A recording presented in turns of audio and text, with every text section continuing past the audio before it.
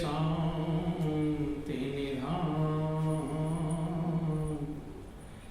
बार बार दंडवत करूं सकल सुखों की खान।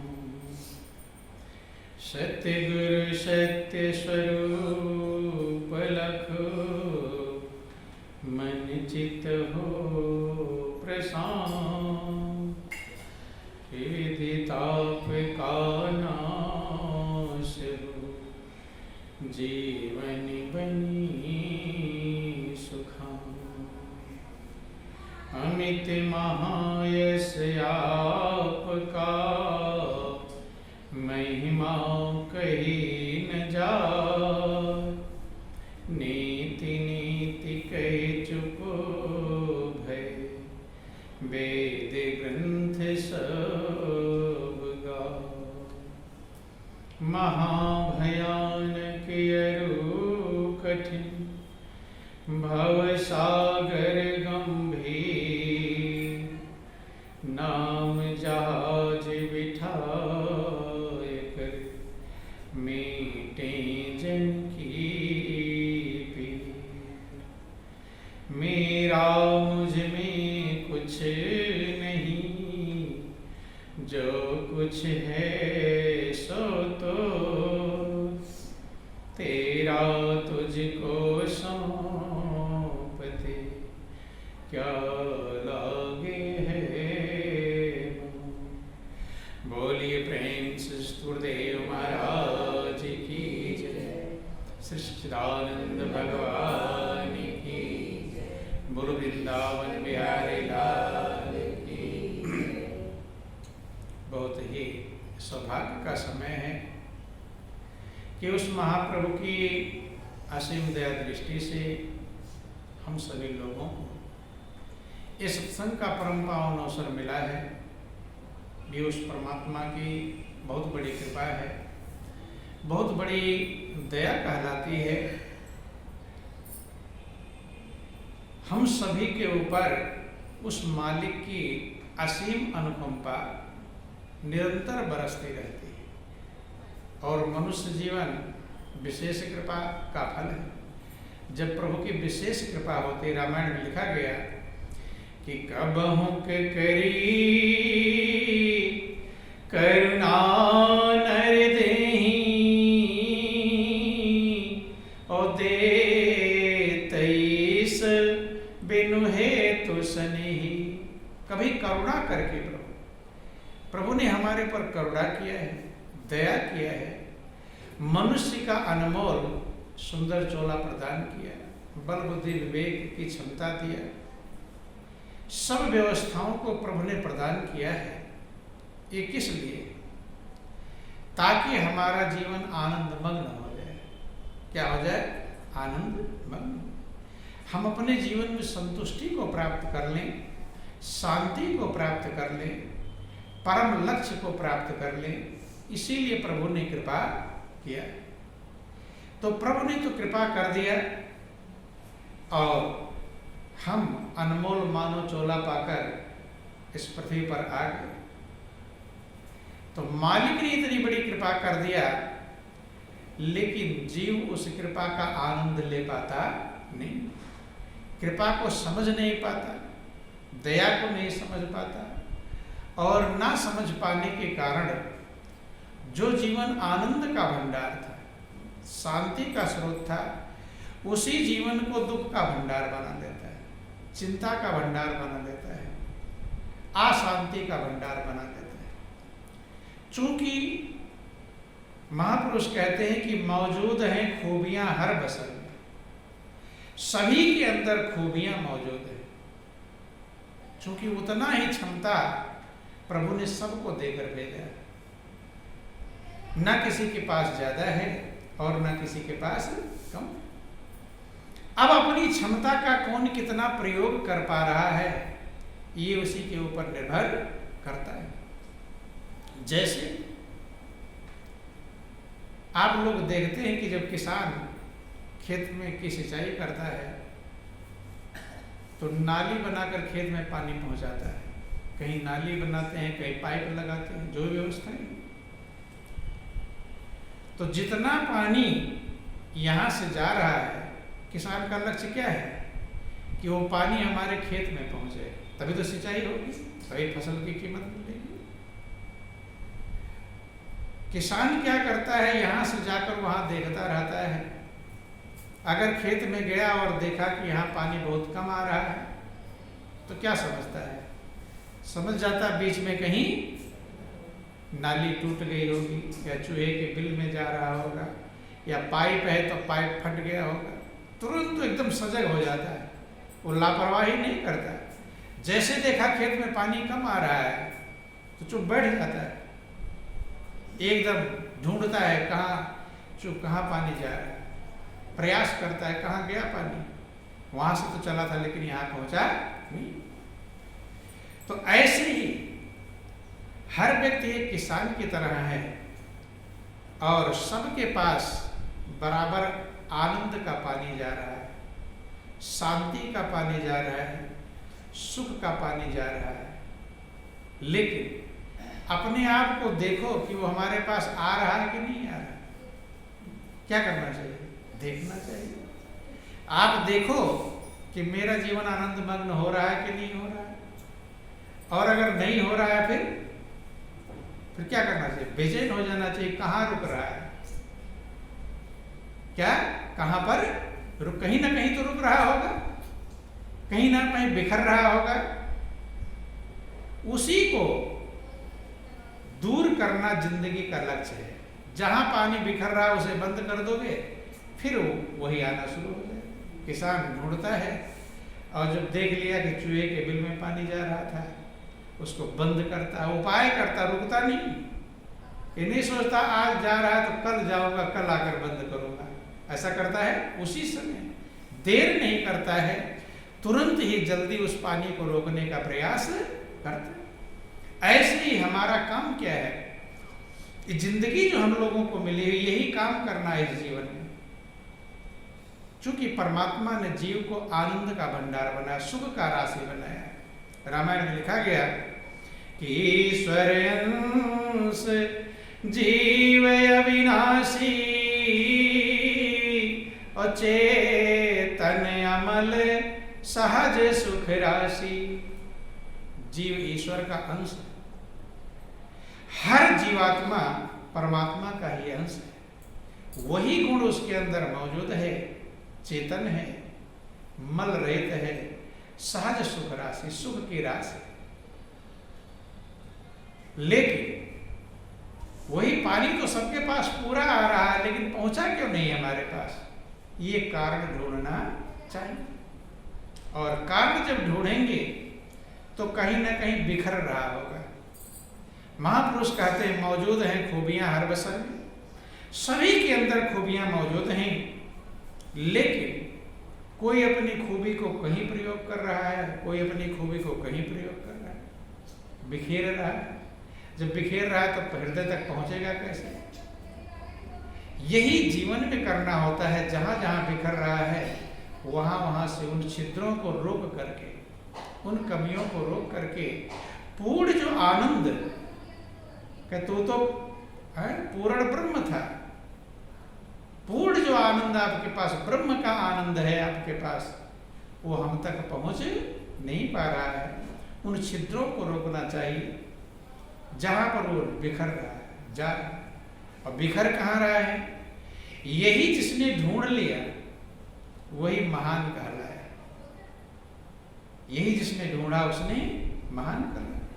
महापुरुष कहते हैं कि दूसरे की कमियों को तो सब ढूंढते हैं, नहीं ढूंढते कि वो ऐसा है तो वो ऐसा है तो वो ऐसा है। तो अपनी क्षमता कहाँ खर्च कर रहे हैं? अपनी कमी के ढूंढने में कि दूसरे की कमी ढूंढने में?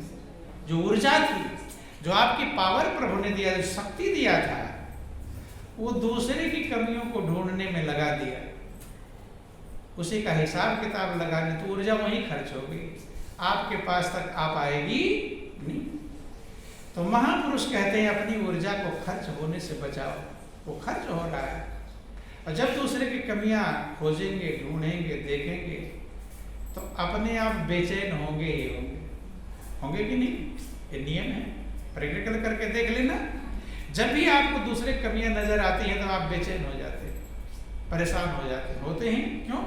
ऊर्जा उधर खर्च हो गई, जो आपके पास आनी थी नहीं आ पा रही, वहीं रुक गई, वहां खर्च हो जा रही है। तो महापुरुष कहते हैं अपनी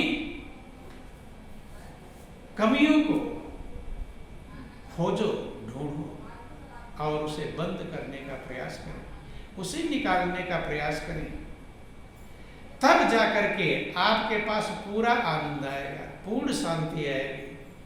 और इसके लिए हृदय को महान बनाना आवश्यक है। हृदय अगर महान होगा तो आप अपनी कमियों को देख पाएंगे। क्या कर पाएंगे? देख पाएंगे। जिनका हृदय महान हुआ वे लोग अपनी कमियों को देखने का प्रयास किए, और जब दिखाई पड़ा तभी तो बंद करेंगे। अब किसान ढूंढता रहे, पता नहीं चले कहाँ से पानी जा रहा है, तो सही कर लेगा।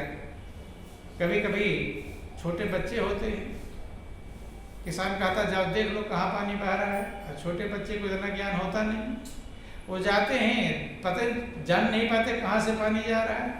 फिर मैंने पूरा देखाया, कहीं पर पता ही नहीं चल रहा है। तो किसान कह रहा है जब नहीं कहीं जा रहा तो यहाँ पानी क्यों नहीं आ रहा? फिर खुद किसान आता है, जब खुद आता है तो ढूंढते तो मिल जाता है, कहता देख यहाँ पर। तो महापुरुष कहते हैं कि गैरों की आंखों में सजने के लिए सब सज रहे, दूसरे की आंखों में आने के लिए सब सज रहे हैं। दूसरे लोग मुझे अच्छा समझे। क्या समझे? अच्छा। कहीं आंख अपने से लगाना कोई गुरु से सीख ले। अपनी नजर में आप अच्छे बन जाओ। कब अपनी नजर में कब बनेंगे? जब आपका जीवन आनंदमय और शांतिमय बन जाए। और वो होगा कब? जब हमारा हृदय, जिन लोगों की आप कहानियां सुनते हैं, बार बार सुनते हैं, तो उनका हृदय कैसा था? महान था कि निम्न था? कैसा था? महान।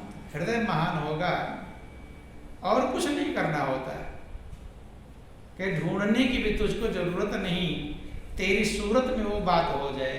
आपके पास तो सब है, आपके सूरत में महानता छिपी हुई, आप महान ही हैं। लेकिन उस महानता को, जैसे किसी को करोड़ रुपए दे दिया जाए, अब करोड़पति है, अब उस करोड़ रुपए को इधर उधर बिखेर रहा हो तो करोड़पति रह जाएगा?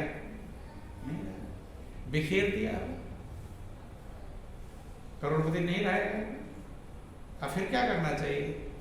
जहां जहां बिखेरा है वहां से उठा ले, फिर करोड़पति है। तो जी जहां बिखेरा वहीं से उठा ले। ऐसे जहां जहां हमने अपनी ऊर्जा को बिखेर रखा है वहां से समेट ले, फिर जो का तो समेटना पड़ेगा। देखो, जब आप छोटे से बालक थे तो आपने ऊर्जा कहीं बिखेरा नहीं था। छोटे से, बहुत लोग कहते हैं इससे तो बच्चे थे तब अच्छा था। नहीं, कहते जब छोटे बच्चे थे तब बड़ा न चिंता, न टेंशन, न फिक्र। अब बड़े बन गए, अब टेंशन चिंता है। कहते हैं कि नहीं कहते? क्यों बालक को कोई चिंता टेंशन नहीं होती? क्योंकि वो पूर्ण ऊर्जा का आनंद लेता है। पूरी की पूरी जो ऊर्जा है उसकी एकदम खिलखिलाता है, हंसता है। उसके लिए कुछ घाटा हो जाए तो कोई फर्क नहीं पड़ता। पड़ता है? कोई मर जाए तो उसके लिए कोई फर्क नहीं, फर्क पड़ेगा? ध्यान देना। और कोई जी जाए, ढेर सारा रुपया मिल जाए तो उसे कोई खुशी नहीं, और सारा रुपया गायब हो जाए तो उसे कोई चिंता नहीं। क्यों? क्योंकि उसकी ऊर्जा फैली नहीं है, बिखरी नहीं है, इकट्ठी अपने पास मौजूद है। लेकिन जैसे जैसे हमारी कमियां बढ़ती हैं तो ऊर्जा बिखरने लगती है। उन्हीं वही छिद्र है, छिद्र माने कमियां। पानी कहाँ से जाएगा? छेद से ही तो जाएगा, कहीं ना कहीं फूटेगा, बिल होगा, कुछ भी होगा। बोलिए प्रेम से गुरुदेव महाराज की। तो आपकी भी, किसी की भी अगर ऊर्जा बिखर रही है तो समझ लेना कहीं ना कहीं छिद्र होगा, कमियां होंगी, वहीं से जाएगा। जाने का दूसरा कोई रास्ता, एक ही रास्ता है, कमियों के द्वारा हमारी ऊर्जा बिखरती है, जाती है। और जो व्यक्ति जितना बेचैन अशांत होगा उसके उतनी बड़ी बड़ी कमियां होगी, वो फैल रहा होगा, बिखर रहा होगा। इसलिए महापुरुष कहते हैं महान हृदय को जब हम महान बनाएंगे तब हमसे महान कार्य होगा। और महान कार्य करने के लिए ही महान जीवन मिला है। छोटा कार्य करने के लिए तो हर जीवन मौजूद है, नहीं मौजूद है। सबसे भाग्यशाली मनुष्य का जीवन है। कैसा है? इससे भाग्यशाली तो कोई भी नहीं। तो इस जीवन में महान कार्य करने के लिए जीवन मिला है या छोटा काम करने के लिए? जब सबसे बड़ा है या छोटा है? इससे बड़ा कोई जीवन है? तो इससे बड़ा काम करने के लिए या छोटा काम करने के लिए? कैसे के लिए? हैं? काम कैसा करते हैं? ये विचार करना चाहिए। प्रभु ने हमें सबसे, जो प्रभु की व्यवस्था में सबसे कीमती जिंदगी थी, सबसे अनमोल था, देवताओं को दुर्लभ था, वो जिंदगी हमें दिया है। तो क्या करने के लिए? वही महान कार्य करने के लिए दिया है। लेकिन महान कार्य तभी हो पाएगा जब हमारा हृदय महान बनेगा। हृदय की महानता सबसे बड़ी कीमत है। और हृदय महान कब बनेगा? जब महापुरुष जिन विकारों को कहते हैं उन विकारों को हम दूर करेंगे, छोड़ेंगे। ऊपर से नहीं महान बनता है। सोचे कि ऊपर ऊपर से दिखावें, अंदर में रहे गड़बड़, तो सही रहेगा, और खतरनाक हो जाएगा। कहीं गंदगी हो और ऊपर से उसे ढक दो तो सही रहे, खराब। ऊपर से अच्छा कपड़ा चमका दो, अंदर गंदगी भरी पड़ी, लाभ मिलेगा उसका? तो कुछ लोग ऐसे चमकाने में लगे होते हैं, अंदर अंदर पूरा कचरा भरा हुआ है, बुराइयां भरी पड़ी हैं, ऊपर से ढकने में लगे हुए हैं। क्या लगे हैं? ढकने। कब तक ढकोगे? ढकने से बदबू रुकने वाला नहीं, वो फैल जाएगा, फैलता रहेगा। फिर आपके जो प्रिय हैं वही अप्रिय बन जाएंगे। आपका हृदय दुखी होने लगे क्योंकि बिखर गया। आपकी ऊर्जा जितनी बिखरी, ध्यान देना, जब कभी आप बेचैन हो, आसान, तो समझ लेना मेरा कहीं ना कहीं जा रहा है पानी। ये उदाहरण याद रख लेना। परेशान हो, संभालने का प्रयास करना चाहिए। ऊर्जा हमारी बिखर रही है, जो प्रभु ने दिया था हम फैला रहे हैं, बिखेर रहे हैं। तो महापुरुष कहते ढकने से नहीं, उसको साफ करने से। कमियां होना ये गड़बड़ी नहीं, जीव का स्वभाव है। लेकिन उसे ढकना, सही ना करना, दूर ना करना, ये अज्ञानता है। क्या ये? अज्ञानता है। ये नुकसान करता है। इसलिए जितने महापुरुष आए सबने इसी को दूर किया और कराने का प्रयास किया, ताकि जीव, वही लक्ष्य है हमारा, आनंदमग्न होना, शांतिमय होना, सुकून। जब आप होंगे तभी तो दूसरे को आनंदमग्न कर पाएंगे। और आज खुद ही नहीं होंगे तो खुद ही कोई अनपढ़ हो दूसरे को पढ़ा लिखा बना पाएगा? हैं? क्या पढ़ाएगा? उल्टा सीधा पढ़ा देगा, अंदाज़ेफिकेशन वाला। तो इसलिए महापुरुष कहते हैं हृदय की महानता बहुत अधिक आवश्यक है। और हृदय की महानता कब आएगी? जब हमारे अंदर में एक जो भेद जो बालकपन में नहीं था, अब जब आएगा। बालक के अंदर, ध्यान देना, आप सबने वो काम कर चुके हैं पहले जो अब करना है। नहीं समझ में? ये नहीं कि नहीं किए, बालकपन में वो काम कर चुके हैं। बालक के अंदर में ना किसी से ईर्ष्या होता है, ना किसी से द्वेष होता है, ना कोई उसका अपना होता है, ना कोई पराया होता है। होता है कि नहीं होता है? ये रहता है कोई अपना पराया है? कोई भी उठा ले चला जाएगा। किसी के झोपड़ी में रख दो तो खुश, और महल में रख दो तो खुश, उसको कोई दिक्कत रहती है? या ऐसा होता है महल में रखोगे तो बच्चा बड़ा खुश रहेगा, झोपड़ी में ले जाओगे रोएगा? ऐसा नहीं होता। महल में भी रोता है, झोपड़ी में खुश रहता है, मुस्कुराता है।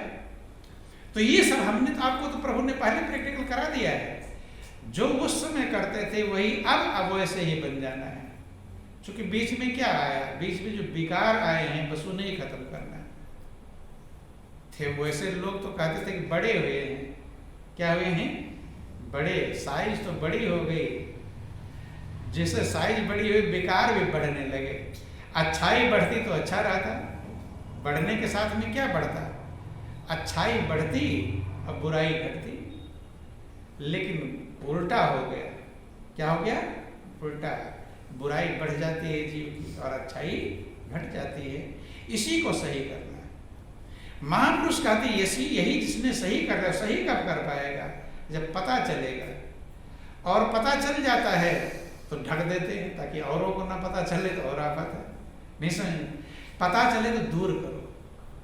जो कमियां, कुछ कमियां ऐसी होती जो हमें पता नहीं चल पाती हैं और कुछ पता चल जाती हैं, तो जितनी अपनी कमियां हमें पता चल जाए उसको तो दूर करो। उसको दूर करने लगोगे तो जो नहीं पता है वो भी पता आ जाएगा, वो पता चलने लगेगा। क्योंकि जैसे दूर करने लगेंगे तैसे आपका हृदय महान होने लगेगा। क्या होने लगेगा? और जैसे जैसे महान होगा तैसे और दिखाई पड़ने लगेगा। जैसे अंधेरे में कोई चीज नहीं दिखाई पड़ती है, अब धीरे धीरे उजाला होने लगा, दिखाई पड़ने लगेगा। दिखाई पड़ता है। ठीक यही हाल है बंधु। जब आपके अंदर ज्ञान का प्रकाश फैलेगा, हृदय महान बनेगा, तो आपको अपनी कमियां कि रोज रोज अपने गुनाहों का लगा लेना हिसाब, उन पे रोना रोज और आंसू बहाना रोज। करना क्या है कि रोज रोज अपने गुनाहों का लगा लेना हिसाब, अपने भी दूसरे का। और करते क्या? हिसाब किसका लगाते हैं? ये बस उल्टा है। उल्टी दिशा जाएंगे तो हृदय अशांति की तरफ जाएगा, बेचैनी की तरफ जाएगा। देखो ध्यान देना, बोलो वृंदावन बिहारी लाल की। आप लोगों ने सुना होगा पन्ना धाय का नाम। किसका? पन्ना धाय। धाय समझते हैं किसे कहते हैं? आप लोग आज लोग दाई कहते हैं, लेकिन वो दाई थी नहीं। धाय इसलिए कहा गया, ध्यान देना, चूंकि उसने उदय सिंह को, जो महाराणा के संतान थे, शायद महाराणा विक्रमादित्य का नाम था, उनकी संतान थे, उनको अपने बालक की तरह पाला था। क्या किया था? अपना दूध पिलाया था, पालन किया था अपने ही बालक की तरह। तो इसलिए वो धाय कहलाए। धाय माने सेवा करने वाले, पालन करने वाले, समझ में? तो उसका क्या नाम पड़ गया? पन्ना धाय। और कहानी आप लोग सुने रहते कि जब एक दासी का पुत्र था बनवीर, क्या नाम था? बनवीर। उसने सोचा राजा को मार करके और मैं राजा बन जाऊं। और उदय सिंह राजा का लड़का था। किसका लड़का था? राजा का लड़का था, महाराणा का। जब राजा का लड़का था तो शायद बनवीर ने उन्हें मार डाला था। किसको? महाराणा को मार डाला था, महाराणा विक्रमादित्य को। उनको मार करके और किसको मारना चाह रहा था? उदय सिंह को, जो भी छोटा बालक ही था। वही सम्राट बनेगा। जब वो रहेगा नहीं तो सम्राट मैं ही बनूंगा, ऐसा था। तो कारण क्या था? यही है, मेरा और तेरा, दूसरे को दुखी करके खुद सुखी होना। यही है राक्षसी प्रवृत्ति। क्या है? राक्षसी प्रवृत्ति। जितने भी लोग दूसरे को दुखी करके खुद सुखी होना चाहे, वही राक्षस कहलाते हैं। क्या कहलाते हैं? तो वो राक्षसी प्रवृत्ति उसके अंदर आया, बनवीर के अंदर, और वो मारने के लिए आ गया। पन्ना धाय दोनों को पाल रहे थे। अपने बेटे, उसके बेटे का नाम चंदन था, चंदन को पाल रहे थे, और उदय सिंह जो राजा का लड़का था उसे पाल रहे थे। तो जब वो आया मारने के लिए, उधर राजा को मार चुका। अब कि ये भी जो अब भावी उत्तराधिकारी है, उत्तराधिकारी मर जाएगा, फिर कोई नहीं रहेगा। ध्यान देना, महापुरुष कहते हैं जब आप दूसरे को दुखी, अपने को सुखी करने के लिए दूसरे को दुखी करने के लिए चल देते हैं, यही सबसे बड़ा अपराध है। और ज्यादातर यही हो रहा है दुनिया में। दुनिया में क्या हो रहा है? दुनिया के दुख का मात्र एक कारण है कि अपने थोड़ा सा मुझे सुख मिले, दूसरे को कितना भी दुख हो जाए उसकी परवाह नहीं। लेकिन सही में वो दुख तुम्हारे लिए ही हो रहा है, क्योंकि तुम्हारे कर्म ही तो बिगड़ रहे हैं। वो दुख किसे मिलेगा? आप ही को प्राप्त होगा। आप सोच रहे हो दूसरे को दुखी कर रहे हैं, दूसरे को नहीं कर पाएंगे, उसके कर्म ही उसे दुखी करेंगे। और आपके कर्म जो दुखी करने वाले नहीं थे, वो आप और बना रहे हैं। किस लिए बना रहे हैं? सुखी होने के लिए दुखी होने वाला कर्म तैयार कर रहे हैं, तो सुखी हो जाएंगे। ये ध्यान देना, मनुष्य खुद को सुखी करने के लिए कर्म कैसा तैयार करता है? दुखी करने वाला कर्म तैयार कर लेता, तो इसलिए सुखी ये लोग कर रहे हैं। सुखी होने के लिए दुख देने वाले कर्म तैयार कर लेते हैं, दूसरे को दुख देने लगते हैं, दूसरे के दिल के भावों को नहीं देखते, दूसरे को क्या इस पर असर पड़ेगा, दुखी होगा, परेशान होगा, बेचैन होगा, जितना उधर होगा वो तुम्हारे लिए तैयार हो रहा है। किसके लिए? आपके लिए तैयार हो रहा है। ध्यान बोलो वृंदावन बिहारी लाल की। आ गया तो पन्नाधाय की महानता गौर करना। आज पन्नाधाय सामान्य थी, लेकिन उसके हृदय जो महान थे, इसलिए उसके गीत गाए जाते हैं। हृदय की महानता थी। जब पूछा कि उदय सिंह कहाँ है बनवीर में, तो अपना जो बालक था, अपना बेटा, मेरा और पराया का भेद उसके लिए खत्म हो चुका था, क्योंकि इसी को माया कहते हैं। भगवान राम लक्ष्मण समझाया कि मैं मोर तोर तय माया और जय बस कीने जीव निकाया। मैं हूं, मेरा, तू और तेरा। यही मनुष्य से कितने बुरा कर्म करवा देता है, जिसका कोई ठिकाना। क्या क्या करवा देता है? मेरा सम्मान हो, मेरा बाल बच्चे अच्छे बने रहें, मेरा ये हो जाए, मेरा वो हो जाए। मेरा के चक्कर में तेरा कितना भी नुकसान हो जाए, ध्यान नहीं। यही मनुष्य करता है, और यही इसीलिए माया में जकड़ जाता है। माया कहीं से आती नहीं है, नहीं समझ में? समझो ना, माया आएगी आपको जकड़ेगी। आप ही माया का निर्माण करते हैं। क्या करते हैं? निर्माण। आप ही बनाते हैं, आप ही बनाने वाले हैं। इसलिए भगवान राम लक्ष्मण से कहा मैं और मोर तोर तय माया। तो बनवीर के अंदर यही भाव था, इसे मार डालेंगे तो मैं राजगद्दी का मालिक बन जाऊंगा। लेकिन महापुरुष कहते हैं अपना सोचा कुछ नहीं, अप्रभु सोचा तत्काल, और बल चाहा तो वैकुंठ को भेज दिया पाता। आप जो सोच कर करोगे वैसा होगा नहीं। प्रभु ने क्या सोच रखा है वो होगा। इसलिए जब आपका सोचा होगा नहीं तो सही सोचना चाहिए, उल्टा है। सही सोचोगे तो प्रभु हो सकता दया भी कर दे, सही की तरफ चला दे, और उल्टा सोचेंगे तो पन्नाधाय की महानता थी कि जो अपना बेटा चंदन सो रहा था। गौर करना, ऐसा हृदय किसका होगा? अपने बेटे को संभालेंगे? अभी डूब कर बहाने लगे सबके बच्चे, तो आप अपने बच्चे को संभालोगे, दूसरे को किसको? इसीलिए हृदय की महानता, महान हृदय होगा तब आप आनंद मग्न हो पाएंगे। हृदय स्वार्थ से भरा होगा तो मनुष्य मंजिल को प्राप्त नहीं कर पाएगा। पन्नाधाय जो घाट पर सो रहा था अपना बेटा चंदन, जब बनवीर ने पूछा, तलदंगी तलवार लेकर आ गया था, खून से लथपथ तलवार थी, उधर मार करके आ गया।